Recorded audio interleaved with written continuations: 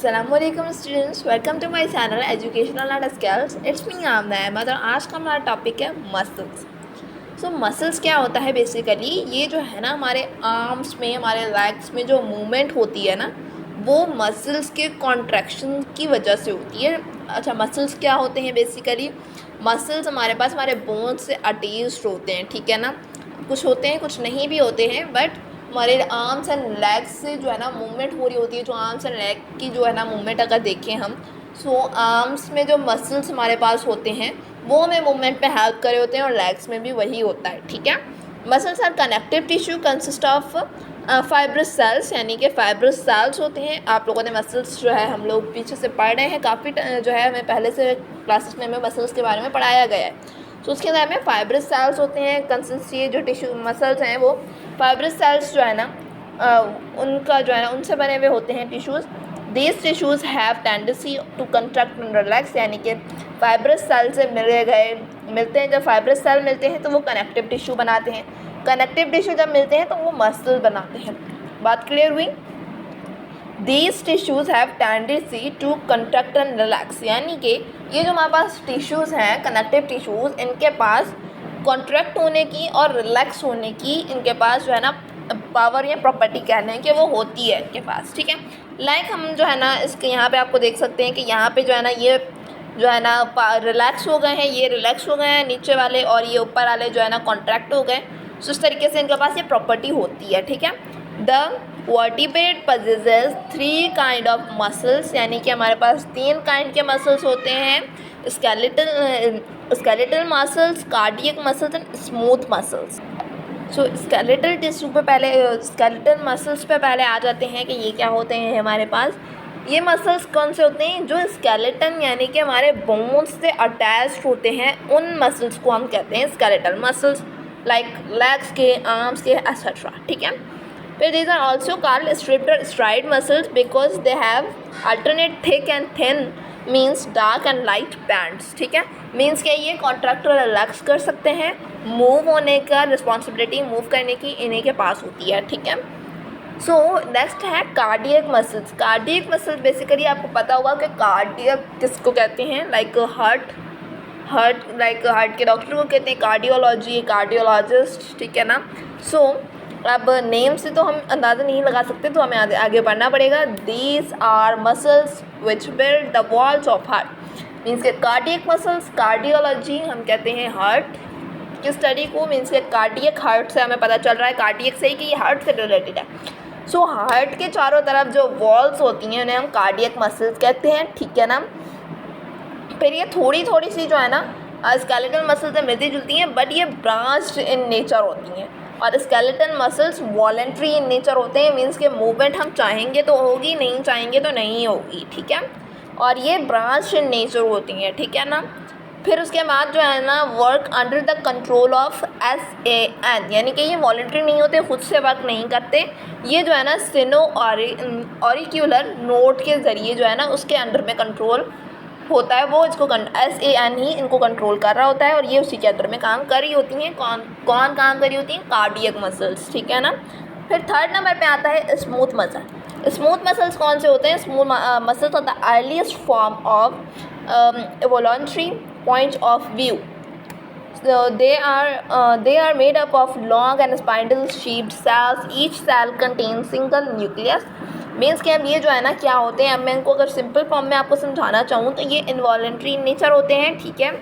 फिर उसके बाद जो है ना ये मसल्स जो है ब्लड वेसल्स में, डाइजेस्टिव ट्रैक में और यहाँ पाए जाते हैं। लाइक हमारे पास यहाँ पे आपको एग्जांपल्स तीनों की दी गई हैं।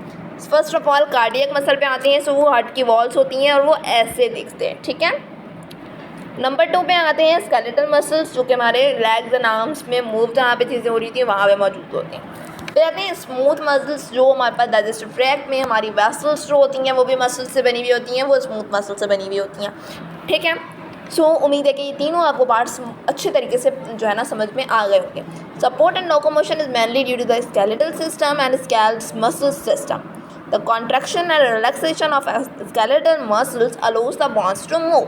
मीन्स कि जैसे कि मैंने आपको पहले बताया कि skeletal muscles contraction and relaxation करते हैं, सो जो है वो contraction and relaxation skeletal bones को जो है स्केलेटल मसल्स को अलाउ करती हैं बोन्स को मूव करने के लिए, यानी जहाँ पे हमारी जो है ना ये अलाउ अगर नहीं करी तो हमारी जो है ना आर्म्स एंड लेग्स मूव नहीं करते, ठीक है। सो यहाँ पे इनको मज़ीद ब्रीफ में हमें बताया गया है। फिर क्या होता है कि the one muscle of one pair one contracted other muscles will relax, यानी कि ये इनके अंदर एक प्रोसेस होता है कि जब एक मसल पंप होता है तो दूसरा मसल रिलैक्स हो जाता है, एक कॉन्ट्रैक्ट होगा तो एक रिलैक्स होगा, एक रिलैक्स होगा तो दूसरा कॉन्ट्रैक्ट होगा, ये प्रोसेस इनके अंदर चल रहा होता है।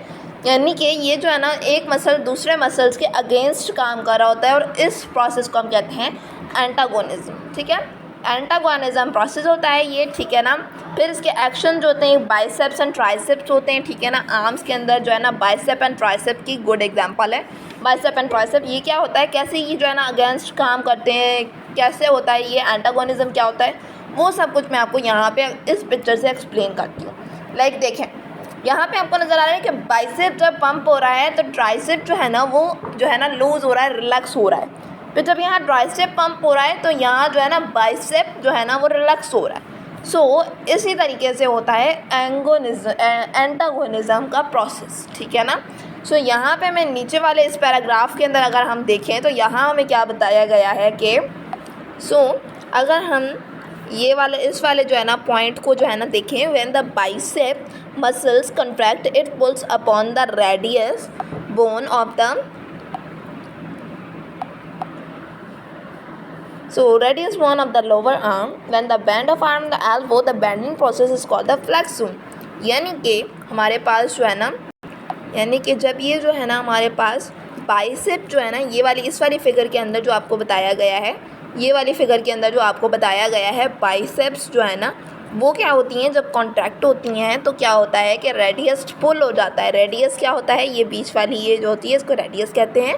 सो क्या होता है कि इस प्रोसेस को हम क्या कह रहे होते हैं कि ये जो है ना बाइसेप जब कॉन्ट्रैक्ट होती हैं तो उसको हम कहते हैं फ्लेक्सोड, ठीक है।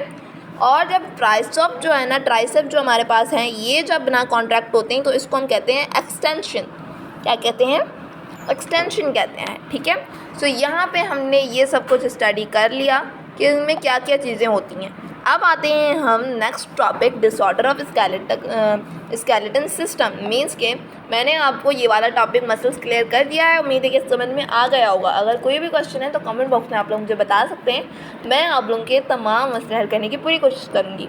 सो let's come on our topic, okay, let's come on our topic disorder of skeleton system. So disorder of skeleton system के अंदर हमारे पास पहले effect of calcium deficiency on bone. आपको पता है कि हाँ जो बोन के अंदर हार्डनिंग होती है वो किस वजह से होती है, वो डिपोजिशन ऑफ कैल्शियम फॉस्फेट जो कि हमारे पास क्लासिफिकेशन कहलाता है।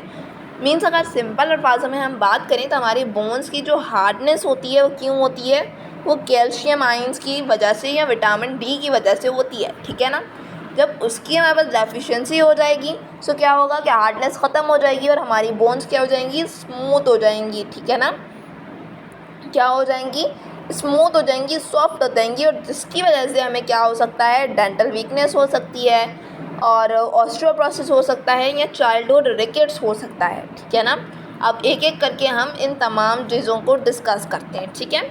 सबसे पहले डेंटल वीकनेस क्या होता है, जब हमारे पास कैल्शियम डेफिशिएंसी होती है तो क्या होता है कि डेंटल वीकनेस होती है। और डेंटल वीकनेस यानी कि दांतों के अंदर मसले होना, ठीक है ना। डेंटल वीकनेस आपको पता चल रहा होगा दांतों के अंदर किस किस्म के हमारे पास मसले पाए जाते हैं। लाइक हमारे दांत कमज़ोर हो जाते हैं, टूटना शुरू हो जाते हैं, उनमें क्रैक्स आ जाती हैं, मसोड़ों में दर्द होना शुरू हो जाता है। ये होती है डेंटल वीकनेस जो कि कैल्शियम डेफिशिएंसी की वजह से होती है।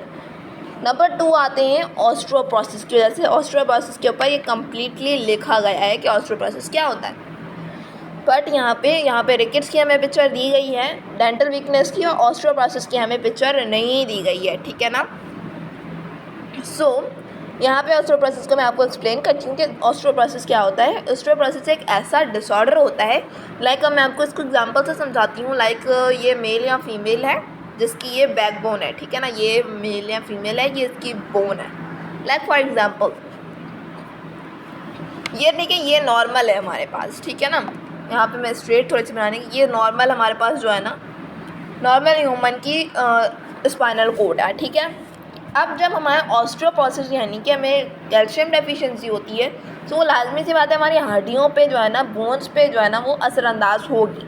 सो फिर ऐसी की ऐसी तो हमारी बोन्स नहीं रहेंगी, कोई तो मसला इनमें होगा। सो मसला क्या होगा कि हमारी ये जो बैकबोन है ना, ये झुक जाएगी, ठीक है ना, झुक जाएगी। कैसे झुकेगी? कुछ इस तरीके से हो जाएगी। अब मैं वो बिल्कुल से एज इट इज़ सेम तो नहीं बना सकती हूँ।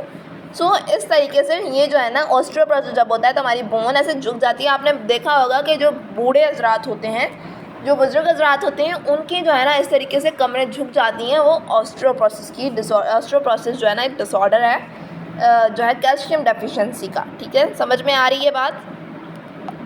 सो अगर आप लोगों को मेरी बात नहीं समझ में आई है तो गूगल पे जाएं और ऑस्टियोपोरोसिस लिखें, आप लोगों को सारी चीज़ें जो है ना वो अच्छे तरीके से समझ में आ जाएंगी, ठीक है। अब नंबर 3 हमारे पास आता है चाइल्डहुड रिकेट्स या रिकेट्स, ठीक है ना। रिकेट्स क्या होता है? बेसिकली हम कह सकते हैं कि जब हमारे पास, मैंने आपको पहले बताया था कि जो हमारे पास कैल्शियम डेफिशिएंसी हार्डनेस बनाती है, ठीक है। जो कैल्शियम होते हैं वो हमारे बोन्स को हार्डेस्ट बनाते हैं, लेकिन जब हमारे पास कैल्शियम की डेफिशिएंसी हो जाती है वो हार्डनेस तो ख़त्म हो गई। अब हमारे बोन्स क्या हो जाते हैं? सॉफ्ट हो जाते हैं, ठीक है ना। क्या हो जाते हैं? सॉफ्ट हो जाते हैं, और जिनकी वजह से हमें रिकेट्स हो जाता है। Rickets are softening and weakening of bones in children usually because of extreme of prolonged vitamin D deficiency. ये जो है ना बेसिकली चिल्ड्रंस में होती है, ठीक है ना। बड़ों में मैंने तो कभी सुना नहीं है, लेकिन बच्चों में ज़्यादातर होती है, ठीक है ना। यहाँ पे आपको यहाँ पे इसकी जो है ना एग्जांपल्स जो है ना दी हुई नज़र आती हैं। ये नॉर्मल बोन्स हमारे पास स्ट्रेट होती हैं, ठीक है ना। नॉर्मल बोन्स हमारे पास यूँ स्ट्रेट होती हैं, ठीक है। लेकिन जब हमारे पास रिकेट्स हो जाता है ये क्या हो जाती हैं? थोड़ी सी जो है ना टेढ़ी हो जाती हैं, ठीक है। तो इसको हम कहते हैं रिकेट्स। ये रिकेट्स की बीमारी होती है किस वजह से? कैल्शियम डेफिशिएंसी या विटामिन डी की डेफिशिएंसी की वजह से। उम्मीद है कि आपको ये रिकेट समझ में आ गया होगा। अब आते हैं हम आर्थराइटिस पर, ठीक है ना। तो ये आर्थराइटिस क्या होता है हमारे पास? ये एक हमारे पास ऐसी बीमारी होती है जिसके अंदर हमें जॉइंट की पेनिंग होना शुरू हो जाती है, ठीक है। ये हमारे पास हमारा लास्ट टॉपिक है, ठीक है। जॉइंट की पेनिंग यहाँ पे इसकी क्या है? Painful condition of joints due to swelling and tenderness of joint. The main symptom of arthritis are. ये बीमारियाँ हैं बेसिकली जॉइंट्स में होती है। और जॉइंट्स कौन से होते हैं हम पिछली वीडियो में बहुत अच्छे तरीके से पढ़ चुके हैं, ठीक है ना। कहाँ कहाँ होते हैं हमें? हमारी जो है ना आर्म्स में जॉइंट्स होते हैं, ठीक है ना। हमारे लेग्स में जॉइंट्स होते हैं, नी जहाँ पे होती है, नी एंड एल्बो दोनों जॉइंट्स होते हैं। शोल्डर जो होते हैं वो भी जॉइंट्स होते हैं हमारे पास, ठीक है ना। जॉइंट्स कौन कौन से होते हैं मैं पिछली वीडियो में आपको बहुत अच्छे से एक्सप्लेन कर चुकी हूँ, ठीक है। उम्मीद है कि मुझे यहाँ पे बताने की ज़रूरत नहीं है, ओके। इससे हमें क्या होता है कि हमें जॉइंट पैन होता है, ठीक है ना। जो भी हमने जॉइंट होते हैं उनके अंदर पैन होता है। टेंडरनेस एंड स्टिफनेस यानी कि सूजन हो जाना, ठीक है ना। मीन्स के स्वेलिंग हो जाना उसके ऊपर, वो स्वेलिंग मीन्स के फूल जाना उसका, ठीक है। फिर उसके बाद होता है inflammation in around of joint, यानी कि जो है ना हमारा जो है ना वो लाल हो जाएगा। जो हमारा जॉइंट के अराउंड होगा, लाइक ये जॉइंट है, ये यहाँ पे हमारे पास लाल लाल सा हो जाएगा, उसको हम कहते हैं। फिर होता है रिस्ट्रिक्शन मूवमेंट ऑफ जॉइंट, यानी कि रिस्ट्रिक्टेड कैसे होता है वो कि हम मूव करने में हमें बहुत ज़्यादा पेन हो रहा होता है, यानी कि हम मूव नहीं करना चाह रहे होते, हम चाहते हैं पड़े रहें, अपनी ज़रा बाजू यूं को यूं भी ना करें, ठीक है ना। ये हमारे पास आर्थराइटिस का जो है ना इशू होता है। ख़ास तौर पर हमारे पास जो है ना बूढ़ों में होता है ये भी। Warm skin over the affected joint, यानी कि हमारे जो है ना गरम हो जाएगी, वार्म हो जाएगी ये स्किन जो है ना हमारी जॉइंट्स के इधर। फिर उसके बाद आता है हमारे पास trouble dressing combining gripping bending over squatting और क्लाइंबिंग स्टेयर, ठीक है ना। ये क्यों होता है हमारे पास? जो है ना टाइट ड्रेसिंग की वजह से हो सकता है, कंबाइनिंग की वजह से हो सकता है, ग्रिपिंग, बेंडेड ओवर स्वेटी या क्लाइंबिंग स्टेयर्स, ठीक है ना। यानी हमें मुश्किलात हो सकती है ड्रेसिंग में, कपड़े टाइट वगैरह पहनने में मुश्किलात हो सकती है, बैंड होने में हमें मुश्किलात हो सकती है, सीढ़ियाँ चढ़ने में हमें जो है ना मुश्किलात इसमें हो सकती है आर्थराइटिस में, ठीक है ना। अब common type of arthritis 3 types होते हैं, ठीक है ना। कितने टाइप्स होते हैं हमारे पास? 3 टाइप्स होते हैं। नंबर 1 इज़ ऑस्टियोआर्थराइटिस, ठीक है ना। ऑस्टियोआर्थराइटिस में क्या होता है कि it is a wear and tear causes overview of joint age, joint injury, obesity, joint that bear weight like knees, hips, feet and spine, ठीक है ना। सो हमारे पास क्या होता है ऑस्टियोआर्थराइटिस के अंदर क्या होता है कि हमें जॉइंट्स में पेन होता है। वैसे भी हमें पता है कि हमारे पास आर्थराइटिस में जॉइंट्स का पेन होता है, ठीक है ना। इसकी वजह एज हो सकती है, जॉइंट में कोई इंजरी है वो हो सकती है, ऑब्सिटी हो सकती है, और भी काफ़ी सारी इसकी वजूहात हो सकते हैं। कहाँ कहाँ हो सकते हैं, नीज़, हिप्स, फीट एंड स्पाइन में ये हो सकते हैं, ठीक है ना। सो इसके बाद हमारे पास होता है रेमेटॉइड आर्थराइटिस। ये क्यों होती है, ये इम्यून सिस्टम की वजह से होती है, ठीक है ना। और फिर इसके अंदर क्या होता है, हमारे पास ऑटो इम्यून डिसऑर्डर हो जाता है, जिससे हमें जो है ना जॉइंट्स पे इम्यून सिस्टम के अटैक्स होना शुरू हो जाते हैं। फिर हमारे पास आता है साइरोटिक आर्थराइटिस। इससे क्या होता है हमारे पास, in this disorder joints and skin affects, ठीक है ना। इसके अंदर क्या होता है कि हमें जॉइंट का डिसऑर्डर होता है और स्किन भी अफेक्टेड हो जाती है। सो नाउ अब हमारे पास टॉपिक आता है कॉजेज़ ऑफ आर्थराइटिस। अब इसके क्या कॉजेज़ हो सकते हैं, इंजरी हो सकती है, लाइक हमारे जॉइंट्स पे कहीं भी हमें जो है ना इंजरी हुई है जिस वजह से हमें पेन होता है, ठीक है। अब नॉर्मल मेटाबॉलिज्म हो सकता है हमें, ठीक है ना। नॉर्मली हम जो है ना हो सकता है ये कोई नस चढ़ गई हो या ऐसा भी कोई इशू हो सकता है। फिर इन्फेक्शन हो सकता है आपके जॉइंट्स में, ठीक है ना, वो बोन्स का या वो किसी भी किस्म का आपको इश्यूज़ के अंदर हो सकता है, ठीक है ना।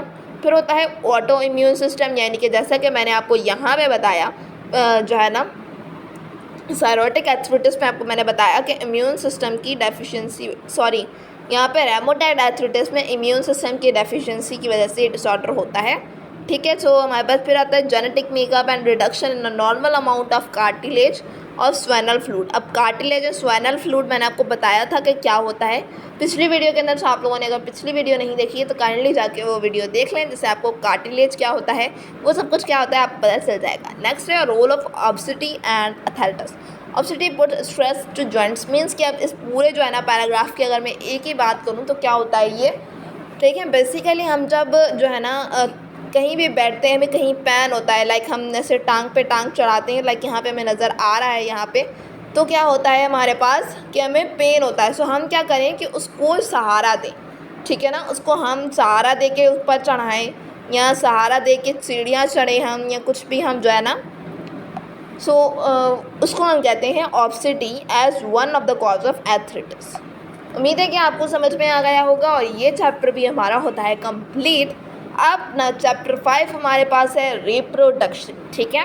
सो चैप्टर 5 इंशाल्लाह नेक्स्ट वीडियो में स्टार्ट करेंगे। आज के लिए इतना ही, दुआओं में याद रखिएगा। अल्लाह हाफ़िज़। और अगर आप लोग मेरे चैनल पे न्यू हैं तो काइंडली मेरे चैनल को सब्सक्राइब कर दिए और बेल आइकन के बटन को दबाना ना भूलिएगा।